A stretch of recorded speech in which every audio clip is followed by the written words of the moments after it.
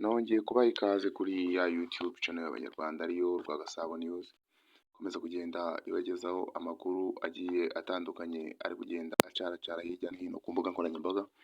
Nk'uko rero mubimenyereye muri benshi, iyi ni ya YouTube channel yanyu mukunda muri benshi. Kuri uyu munsi wa none rero twongeye tugarutse kuri za mvururu zikunda kugenda zigaragara hirya no hino. Kuri uyu munsi wa none izi mvururu z'aba basitari bacu tumenyereye nka Bruce Melody ndetse na The Ben, izi mvururu zabo rero zakomeje kugenda zivugisha abantu amagambo menshi agiye atandukanye, kuko kuri uyu munsi wa none kuri Twitter ya Bruce Melody yanditse amagambo agira ati The Ben, nubwo wifata nk'umuhanzi wa mbere cyangwa se nk'umuhanzi mukuru wamaze kugafata wagezeyo, ariko nta hantu uragera rwose, nta nubwo wangwa mu ntege. The Ben nawe akaba yanditse ku rukuta rwe rwa Twitter agira uti ibyo uribeshya cyane, ayo magambo urimo uravuga ni amarangamutima yawe nyine biri aho ngaho by'umuhanzi mutoya cyangwa se by'umwana mu kazi ukizamuka. Ati ibyo rero uribeshya cyane kuko njye ndi umuhanzi mukuru kandi ufatwa nk'icyitegererezo muri rubanda. Bruce Melody nawe akaba yongeye kwandika ku rukuta rwe rwa Twitter mu masaha ya saa 12 za mu gitondo agira uti ibyo niko wowe ubibona cyangwa se niko ubifata, ariko mu gihe kingana n'amezi 2 asigaye imbere kugira ngo umwaka urangire, reka tuzagaragaze umuhanzi wa mbere ukwiye guhabwa respect, kuko izi mvururu cyangwa se uku kugenda dushyamirana kwa hato na hato nta kintu bizamara cyangwa se nta naho byatugeza. Ahubwo wowe ku ruhande rwawe nk'uko wumva uri umuhanzi mukuru mu byo ukora, kandi nanjye nkaba ntari umwana mu byo nkora, nanjye ndi umuhanzi mukuru, wowe shyiramo imbaraga ku ruhande rwawe nanjye shyiremo izanjye, ibikorwa bizivugira.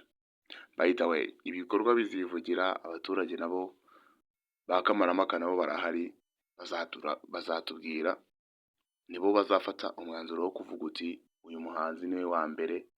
Bruce Melody akaba yaboneyeho kubamenyesha ibya album yiwe arimo aritegura muri iyi minsi, mu gihe kingana ngo n'ukwezi kumwe gusigaye imbere, akaba arimo arabategurira umuzigo uhambaye cyane.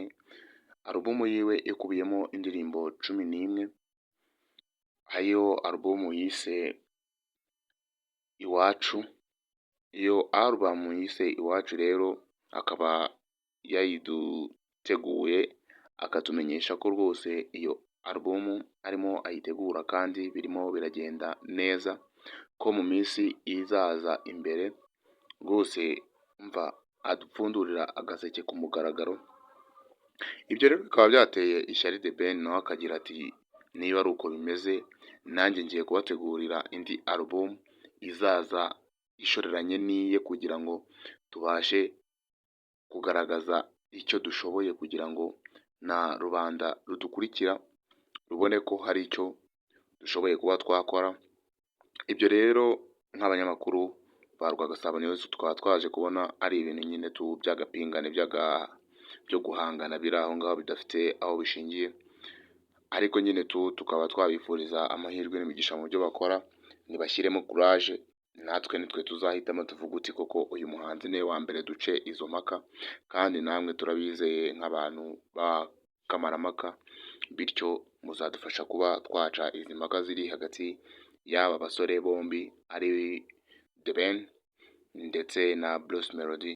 Niba rero iyi nkuru hari icyo igufashije, nyaboneka ntuve kuri iyi channel udakoze subscribe, kubera ko subscribe yawe ni inkunga ikomeye kuri twebwe, bityo ukore na like, share ndetse na comment, bityo tubashe kugira ahantu hamwe tuva tugire aho tugomba kugera.